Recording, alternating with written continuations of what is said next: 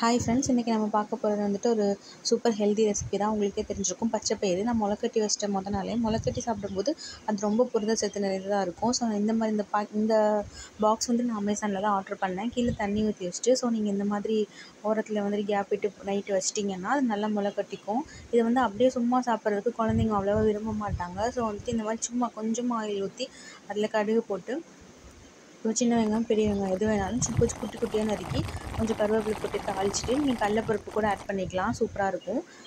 Add பண்ணிவிட்டு லைட்டாக உப்பு போட்டு நீங்கள் இந்த பச்சைப்பயிரை வந்துட்டு தாளிச்சிக்கலாம். இது சும்மா நீங்கள் நார்மலாகவே இது ரொம்ப நல்ல சத்துன்னு நம்ம எல்லாத்துக்குமே தெரியும். நம்ம வந்து எம்டி ஸ்டொமக்கில் எடுத்துக்கிட்டால் வெயிட் லாஸ் இருக்கவங்களுக்கு இன்னும் ரொம்ப ஹெல்த்தியாக இருக்கும். ப்ரோட்டீன் ரிச்சும் கூட.